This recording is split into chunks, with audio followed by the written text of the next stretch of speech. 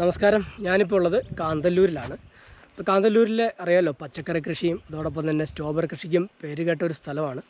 അപ്പോൾ ഇവിടെ വന്നതിൻ്റെ ഉദ്ദേശം നമ്മുടെ ഇറിഗേഷൻ സിസ്റ്റം ഇവിടെ ഇംപ്ലിമെൻ്റ് ചെയ്തിട്ടുണ്ട്. അപ്പോൾ അത് എങ്ങനെയാണ് എന്തൊക്കെ അറിയാൻ വേണ്ടിയിട്ടാണ്. അതല്ല ഏറ്റവും ഇമ്പോർട്ടൻ്റ് കാര്യം, നമുക്ക് ഇറിഗേഷൻ ചെയ്യുന്നതോടൊപ്പം തന്നെ നമുക്ക് വളം കൂടി ഇറിഗേഷൻ്റെ ഒപ്പം വെള്ളത്തിൻ്റെ കൂടെ വിടാൻ പറ്റിക്കഴിഞ്ഞാൽ അത് ഒരുപാട് ലാഭമല്ലേ നമുക്ക്. അത് നമുക്ക് ഏലം കൃഷിയിലും കൃഷി അതും ആയിക്കോട്ടെ, ഈ ഒരു ഡ്രിപ്പ് ഇറിഗേഷനോ ഇല്ലായെങ്കിലും മൈക്രോ സ്പ്രിങ്ക്ലറോ റെയിനോസോ സ്പ്രിങ്ക്ലറോ എന്ത് തന്നെയാണെങ്കിലും അതിനോടൊപ്പം തന്നെ വളം കൂടി നമുക്ക് മിക്സ് ചെയ്യാൻ പറ്റിയ കുറേ പണി നമുക്ക് ലാഭമായിരിക്കും. അപ്പോൾ അതിൻ്റെ ഒരു സെറ്റപ്പൊക്കെയാണ് നമുക്ക് ഇവിടെ നിന്ന് മനസ്സിലാക്കാനായിട്ട് വന്നിരിക്കുന്നത്. ഞാനിപ്പോൾ ഉള്ളത് ഇവിടെ സ്ട്രോബെറി തോട്ടത്തിലാണ്. അപ്പോൾ ഇവിടുത്തെ ആ ഒരു കാഴ്ചകളും ഇൻഫർമേഷനൊക്കെ നമുക്കൊന്ന് നോക്കാം. അപ്പോൾ നമ്മുടെ ബേസിക് റിക്വയർമെൻറ്റ് പോലെ പവർ സപ്ലൈ, അതുപോലെ തന്നെ ഒരു കുളത്തിൽ നിന്നുള്ള ആ ഒരു ജലസ്രോതസ്, അതിൽ നിന്ന് 90 mm ഒരു HDP പൈപ്പാണ് നമ്മുടെ സുജയ് ഇറിഗേഷൻ സിസ്റ്റത്തിൻ്റെ നമ്മുടെ ഫിൽറ്ററിലേക്ക് കണക്ട് ചെയ്തിരിക്കുന്നത്. ഇത് ഫിൽറ്റർ ഉപയോഗിച്ചിരിക്കുന്നത് വെള്ളം അരിച്ചെടുത്ത് നല്ല ശുദ്ധമായ വെള്ളം ഔട്ട്ലെറ്റിലേക്ക് പോകാൻ വേണ്ടിയിട്ടാണ്. അതോടൊപ്പം തന്നെ മറ്റ് വാൽവുകളെല്ലാം ഇവിടെ സെറ്റപ്പ് ചെയ്തിട്ടുണ്ട്. ഇങ്ങനെ നേരെ മെയിൻ ലൈനാണ് പോകുന്നത്. അപ്പോൾ മെയിൻ ലൈനിൻ്റെ അടുത്ത് കണ്ടോ, നമ്മൾ ഫെർട്ടിഗേഷന് വേണ്ടിയിട്ട് വെച്ചിരിക്കുന്ന നമ്മളൊരു 200 ലിറ്ററിൻ്റെയോ 400 ലിറ്ററിൻ്റെയോ 500 ലിറ്ററിൻ്റെയോ ബാരലാവാം. അതിലേക്ക് നമുക്ക് പൂർണ്ണമായും വാട്ടർ സോല്യൂബിളായിട്ടുള്ള വളങ്ങൾ MKP MOP SOP ഇഷ്ടമുള്ളത് നമുക്ക് ഇതിനകത്തേക്ക് മിക്സ് ചെയ്ത് കലക്കാം. അതിന് ശേഷം ഇത് കണ്ടോ, ഇതാണ് ഈ ഒരു ഫെർട്ടിഗേഷൻ പമ്പിൻ്റെ ഇൻലെറ്റ് വാൽവ്. അതിനകത്തൊരു ഫിൽറ്ററും ഉണ്ടായിരിക്കുന്നുണ്ടോ. ഇത് ഓണാണ്, അതുകൊണ്ട് ഞാനത് പൊക്കുന്നില്ല. മണിക്കൂറിൽ 400 ലിറ്ററാണ് ഈ പമ്പിൻ്റെ ഡിസ്ചാർജിങ്. അപ്പോൾ ഇതാണ് സുജയുടെ ഫെർട്ടിഗേഷൻ പമ്പ്. ഇതാണ് മെയിൻ ഇൻലെറ്റ്. അപ്പോൾ ഇൻലെറ്റിൽ നിന്ന് കണ്ടോ, ഇത് ഔട്ട്ലെറ്റിലേക്ക് നമ്മളൊരു 20 mm ലാറ്ററൽ പൈപ്പ് കണക്ട് ചെയ്തിട്ട് ഇതുണ്ടോ, ആ ലാറ്ററൽ പൈപ്പ് ഇതുണ്ടോ, അവിടുന്ന് വെള്ളം വരുന്നുണ്ടോ ഫിൽറ്ററിൻ്റെ അവിടുന്ന്. എന്നിട്ട് ഈ ഒരു മെയിൻ HDP പൈപ്പിലേക്ക് ഇത് കണക്ട് ചെയ്തിരിക്കുകയാണ്. സാഡിൽ കഴിഞ്ഞാൽ നമുക്കിവിടെ ഒരു വാൽവ് കൊടുത്തിട്ടുണ്ട്. പിന്നെ ഇവിടെ ഒരു QRC കൊടുത്തിട്ടുണ്ട്. ഈ QRCക്കകത്താണ് ഒരു ബോൾ ടൈപ്പാണ് ഇതിനുള്ളിലിരിക്കുന്ന സ്വിച്ചർ. അപ്പോൾ ഇതുപോലുള്ള ടോപ്പ് നമ്മൾ ഇതിലേക്ക് കുത്തി വയ്ക്കുകയാണ് ചെയ്യുന്നത്. അപ്പോൾ അടുത്ത് തന്നെ ഒരു ഓസ് കിടപ്പുണ്ട്, കാണിച്ചിട്ട് അതാണ്.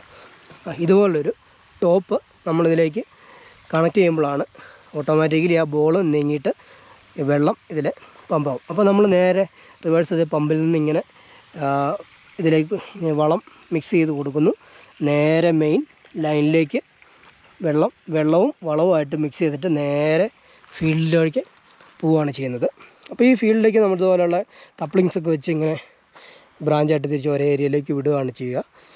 അങ്ങനെയാണ് നമ്മുടെ ഫീൽഡിലേക്ക് തോട്ടം നനയ്ക്കുന്നതിനോടൊപ്പം തന്നെ വളവും കൂടി മിക്സ് ചെയ്ത് നമ്മൾ കൊടുക്കുക. ഇപ്പോൾ മെയിൻ ലൈനിൽ നമ്മൾ കാണുന്നതെന്ന് പറഞ്ഞാൽ എന്തായാലും ഒരു പ്രഷർ ഗേജ് ഉണ്ടാവും മെയിൻ ലൈനിൽ പ്രഷർ അളക്കാൻ വേണ്ടിയിട്ട്. ദെൻ തൊട്ടടുത്ത് തന്നെ എയർ ബബിൾസൊക്കെ പിടിക്കുക, അല്ലെങ്കിൽ എയർ വെള്ളം ഇതുമായിട്ട് മിക്സ് ചെയ്ത് കഴിയുമ്പോൾ നമുക്ക് നമ്മുടെ ലൈനിലേക്ക് വരുന്ന പ്രോപ്പറായിട്ടുള്ള ഔട്ട്ലെറ്റ് കിട്ടത്തില്ല വെള്ളത്തിൻ്റെ ഒരു പൂർണ്ണമായിട്ടൊരു പവറിൽ. അപ്പോൾ അതിനെ റിലീസ് ചെയ്യാൻ വേണ്ടിയിട്ടാണ് നമ്മളിവിടെ ഈ വാൽവ് ഉപയോഗിച്ചിരിക്കുന്നത്. ഇതാണ് വാക്വം റിലീസിങ് വാൽവ്. അപ്പോൾ ഈ എയർ ഇതിനകത്തുള്ളത് റിലീസ് ചെയ്യാൻ വേണ്ടിയിട്ടാണ് ഇത് ഉപയോഗിച്ചിരിക്കുന്നത്. അല്ല, ഫീൽഡിലേക്ക് വരുമ്പോൾ നമുക്ക് ഈ ഒരു പൈപ്പ് ലൈൻ സിസ്റ്റം പോയെന്ന് നമുക്ക് കാണാം. അപ്പോൾ നമ്മുടെ കണ്ടോ HDP പൈപ്പ് 63 mm ഇവിടെ വന്നിരിക്കുന്നത്.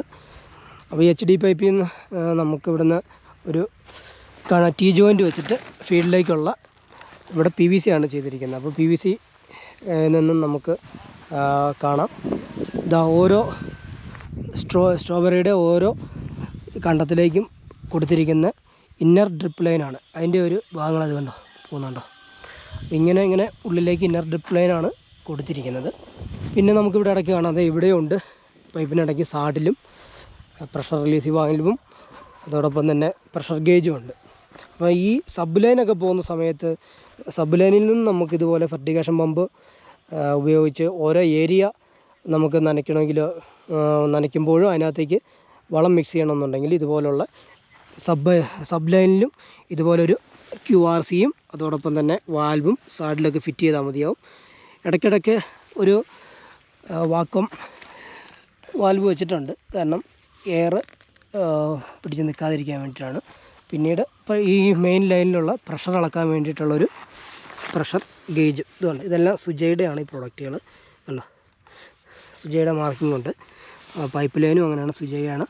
അപ്പോൾ ഈ ഒരു വർക്ക് കംപ്ലീറ്റ് ഇത് 6 ഏക്കറുണ്ട്. 6 ഏക്കറും ചെയ്തിരിക്കുന്നത് മൈക്രോസ് ആണ്. മൈക്രോസ് ചെയ്തിരിക്കുന്ന ഈ വർക്കുകളാണ് നമ്മളിപ്പോൾ കാണുന്നത്. അപ്പോൾ നമ്മൾ സ്ട്രോബെറി കൃഷിക്കകത്തുള്ള ആ ഒരു ഫെർട്ടിഗേഷൻ പമ്പ് യൂസേജ് നമ്മൾ കണ്ടു. ഇനി നമ്മൾ ഏലകൃഷിയിലേക്ക് എങ്ങനെയാണ് അത് കൊടുക്കുന്നത് നോക്കാം. അപ്പോൾ നമ്മൾ അവിടെ കണ്ട ഡ്രിപ്പ് ഇറിഗേഷനാണ്. ഇന്നിവിടെ നോക്കുന്നത് നമ്മുടെ മൈക്രോ സ്പ്രിംഗ്ലറിലാണ്. അപ്പോൾ അതിനകത്തുള്ള ഓപ്പറേഷൻസ് കാര്യങ്ങളും കൂടെ നമുക്ക് നോക്കാം.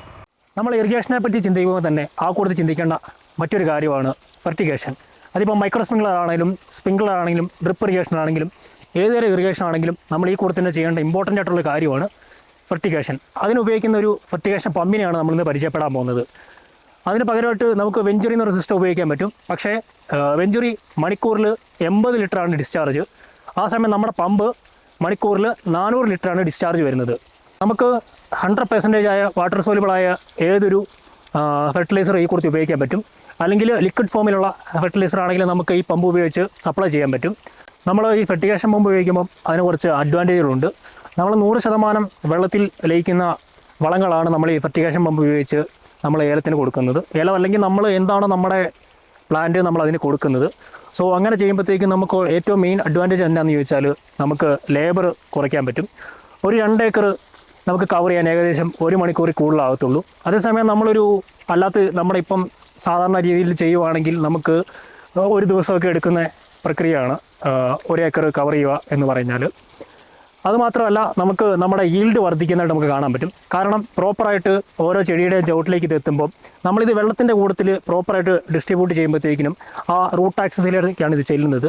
ഓരോ പ്ലാന്റും പ്രോപ്പറായിട്ട് ഇതിനെ വലിച്ചെടുത്ത് അതിന് വേണ്ടുന്ന രീതിയിൽ എത്തുന്നതുകൊണ്ട് ഇതിന് വേറെ രോഗങ്ങളൊന്നും ബാധിക്കാതെ നമുക്ക് അതിനെ പ്രോപ്പറായിട്ട് എത്തിക്കാൻ പറ്റും. പിന്നെയുള്ളതെന്ന് വെച്ചാൽ വേറെ രോഗങ്ങളോ അങ്ങനെ കാര്യങ്ങളോ ഒന്നും ഇതിനെ ബാധിക്കാതെ നമുക്ക് 100% സക്സസ് ആയിട്ട് നമുക്ക് നമ്മുടെ ഈൽഡ് വർദ്ധിപ്പിക്കാൻ പറ്റും. നമ്മുടെ ചെടിക്കും നല്ലതാണ്, ഈൽഡിനും നല്ലതാണ്. ഇതിൻ്റെ മെക്കാനിസം എന്ന് പറയുന്നത് വളരെ സിമ്പിളായിട്ടുള്ള മെക്കാനിസമാണ്. ചെറിയ പിള്ളേർക്ക് വരെ ഇത് നമുക്ക് ചെയ്യാൻ പറ്റുന്ന കാര്യമുള്ളൂ. ഇതിന് 2 പോട്ടുകളാണുള്ളത്. ഒന്ന് സെക്ഷനും പിന്നൊന്ന് ഡെലിവറി. അപ്പോൾ നമ്മൾ നമ്മുടെ സെക്ഷൻ പോട്ട് നമ്മുടെ വളം കലക്കി വെച്ചേക്കുന്ന ആ ജാറിലേക്ക് ഡിപ്പ് ചെയ്തിട്ട് അതിൻ്റെ ഡെലിവറി നമ്മൾ മെയിൻ ലൈനിലേക്ക് കൊടുക്കുക. ദെൻ ഇത് ഓപ്പറേറ്റ് ചെയ്യുക. അത്രേ ഉള്ളൂ ഇതിൻ്റെ മെക്കാനിസം. ഇവിടെ നമ്മൾ ഈ ബക്കറ്റിലാണ് നമ്മുടെ ഫെർട്ടിലൈസർ കലക്കി വെച്ചേക്കുന്നത്. അപ്പം നമ്മൾ ഇതിൻ്റെ സെക്ഷൻ ഇതിൽ ഡിപ്പ് ചെയ്ത് വെക്കുക. ഇതാണ് സെക്ഷൻ. ഇതാണ് നമ്മൾ നേരെ ആ വളം കലക്കി വെച്ചിരിക്കുന്ന ഡ്രമ്മിലേക്ക് പോകുന്നത്. ഇതാണ് അതിൻ്റെ ഡെലിവറി വരുന്നത്. ഇതാണ് നമ്മുടെ മെയിൻ ലൈനിലേക്ക് പോകുന്നത്. നമ്മളെ ഫെർട്ടിഗേഷൻ പമ്പിൻ്റെ ഡെലിവറിയിൽ നിന്ന് ഒരു ശകലം കണക്ഷൻ നീട്ടിയെടുക്കുക. നമ്മളൊരു ബെൻഡ് കൊടുക്കുക. ബെൻഡിലോട്ടൊരു QRCയുടെ റേസർ കൊടുക്കുക. ഇതാണ് നമ്മുടെ മെയിൻ ലൈൻ വരുന്നത്. മെയിൻ ലൈൻ ഒരു സാഡിലുണ്ട്. സാഡിലിൻ്റെ മേലിലൊരു വാൾവുണ്ട്. അതിൽ നമ്മളൊരു QRC ബോട്ടമുണ്ട്. അതിലേക്ക് നമ്മുടെ ഈ റേസർ ലോക്ക് ചെയ്യുക. ഇപ്പം നമ്മുടെ പമ്പ് ഓണായി. അപ്പോൾ ആ ഫെർട്ടിലൈസർ ഇതിൽ കൂടെ വരുന്നത് കാണാം. ഇങ്ങനെയാണ് ഫെർട്ടിഗേഷൻ പമ്പ് നമ്മുടെ ഇറിഗേഷൻ സിസ്റ്റത്തിൻ്റെ മെയിൻ ലൈനിലേക്ക് കണക്ട് ചെയ്യുന്നത്.